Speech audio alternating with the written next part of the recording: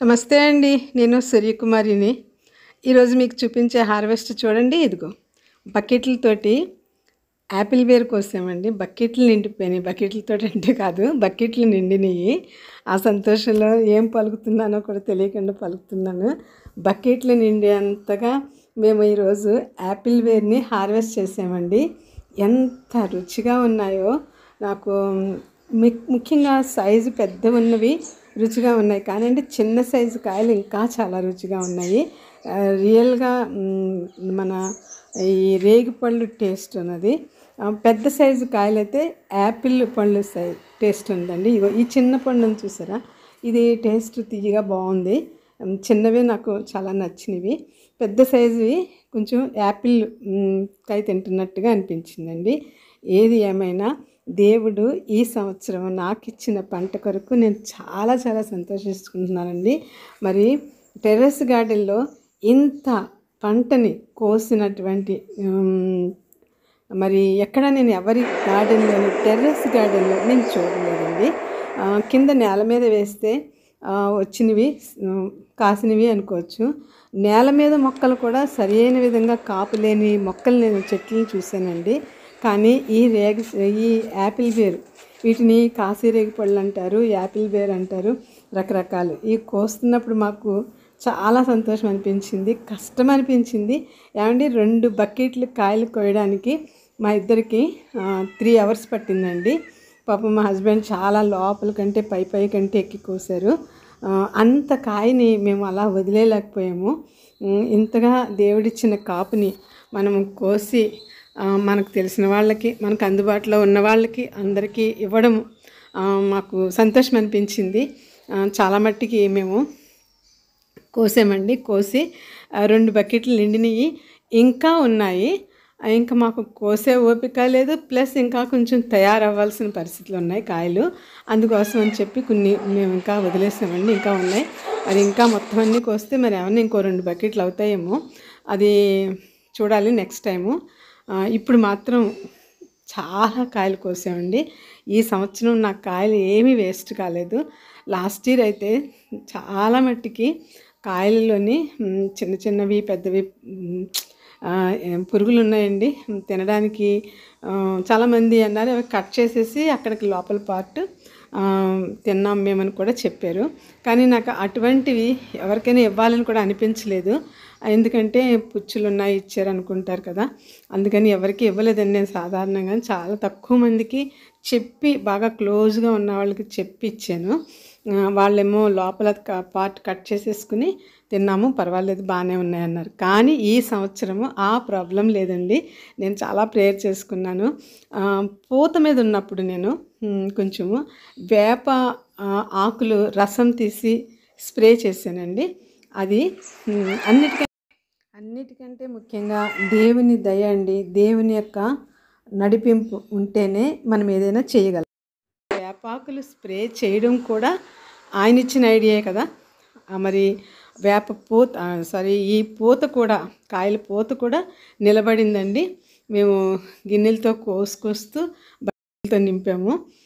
అసలు మేము మొదలుపెట్టినప్పుడు, హార్వెస్ట్ చేయడం మొదలుపెట్టినప్పుడు ఇన్ని కాయలు వస్తాయని మేము ఎక్స్పెక్ట్ చేయలేదండి.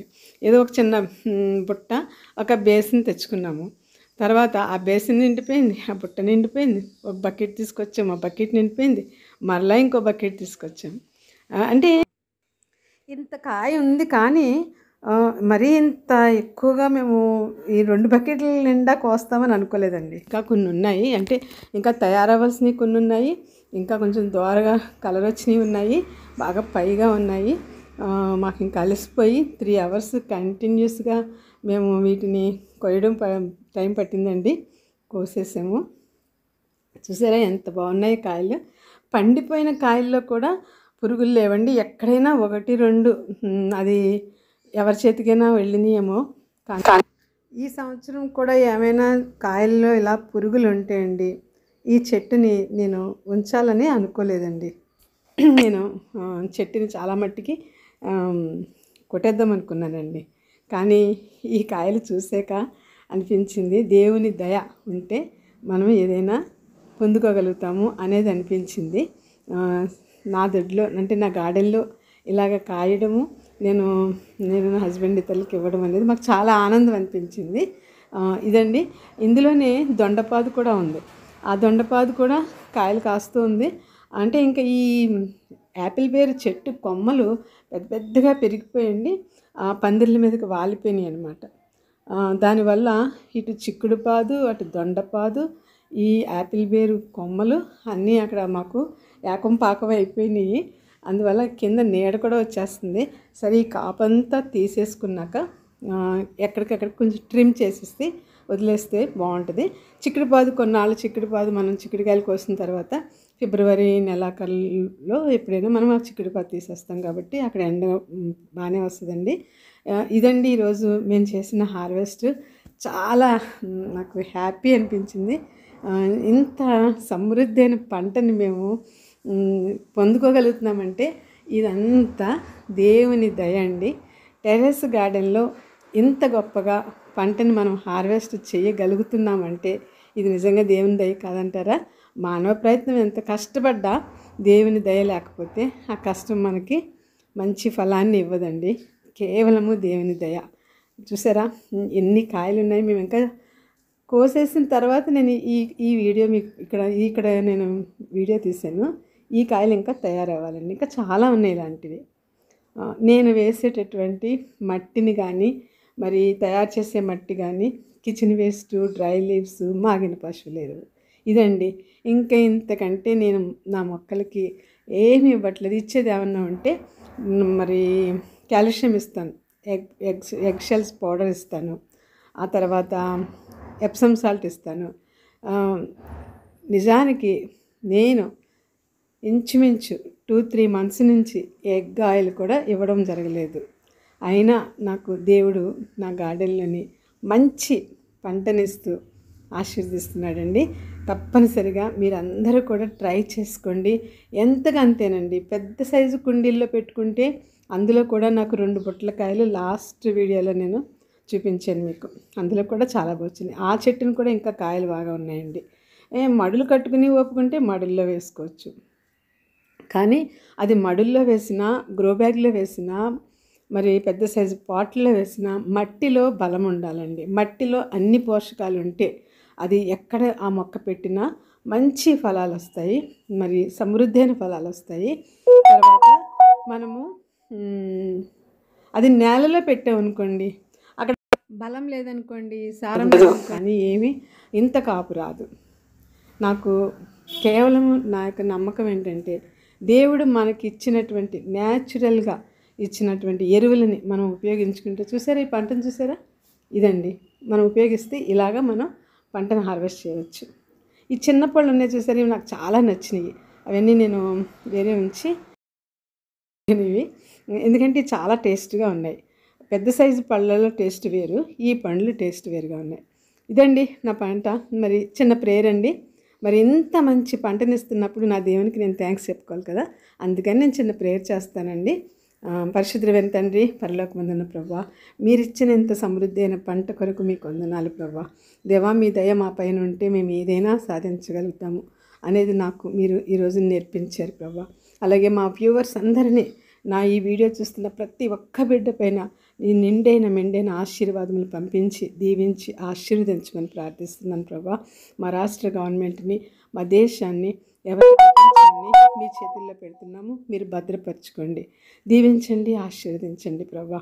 దేవా, మరి అమెరికాలో మరి కొంతమంది నాకు ఫ్రెండ్స్ ఉన్నారు, వాళ్ళని కూడా దీవించి ఆశీర్వదించండి. ఆయా దేశాల్లో ఉన్నారు ప్రభా మా ఫ్రెండ్స్ని, వాళ్ళని కూడా మీరు దీవించి ఆశీర్వదించమని, నా బిడ్డలను ఆశీర్వదించమని, ఈ వీడియో చూస్తున్న ప్రతి ఒక్కరిని ఆశీర్వదించమని నజరేయుడైన యేసు నామములో నా కుటుంబం పట్ల దయ చూపించి, నా సంఘం పట్ల దయ చూపించమని, మా బంధువులను ప్రభా ప్రతి ఒక్కరిని జ్ఞాపకం చేసుకుని ఆశీర్వదించమని నజరేయుడైన యేసు నామములో స్తుతించి ప్రార్థించి బ్రతిమలాడి వేడుకుంటున్నాం తండ్రి, ఆమేన్. చూసారండి పంట ఎంత సంతోషాన్ని ఇస్తుందని. మరి పైనండి ఫ్లవర్స్ కూడా చాలా బాగా విచ్చుకున్నాయి. ఆ ఫ్లవర్స్ని కూడా నేను మీకు మరొకసారి చూపిస్తాను. ఈ వీడియో మీకు నచ్చినట్లయితే, ఇందులో కంటెంట్ ఉందనిపిస్తే తప్పనిసరిగా మీరు లైక్ చేయండి, మరి మీ తెలిసిన వారందరికీ షేర్ చేయండి. కొత్తవారు ఎవరు చూస్తున్నా సబ్స్క్రైబ్ చేసుకోండి. నా యొక్క పాత వీడియోలు ఒక్కసారి విజిట్ చేయండి. నేను ఈ గార్డెన్ని ఎలా మొదలుపెట్టానో, ఎంత మట్టి ఎలాంటి పాళ్ళలో కలిపి పెట్టుకున్నానో, మొక్కలన్నీ ఎలాగ నేను నాటానో, ఫ్లవర్స్కి ఎలా మట్టి తయారు చేసుకున్నానో, వెజిటబుల్స్కి ఫ్రూట్స్కి ఎలా మట్టి తయారు చేసి పెట్టానో అన్నీ కూడా నేను ప్రతి ఒక్కటి వీడియో కింద తీసి మీకు చూపించానండి. ఈరోజు నేను ఆ గార్డెన్లోని ప్రతి ఒక్కటి సమృద్ధైన పంటను నేను హార్వెస్ట్ చేస్తున్నాను. ఫ్లవర్స్ చూడండి, ఇవి గార్లిక్ ఫ్లవర్స్ అండి. ఒక్క ఆకు కనిపించకుండా ఎలా ఫ్లవర్స్ వచ్చినాయి చూసారా. వీటి గురించి కూడా నేను మరలా నెక్స్ట్ మీకు చూపిస్తాను. ఇదండి నా వీడియో. మరి తప్పనిసరిగా లైక్ చేయండి, షేర్ చేయండి, సబ్స్క్రైబ్ చేసుకోండి. Thanks for watching.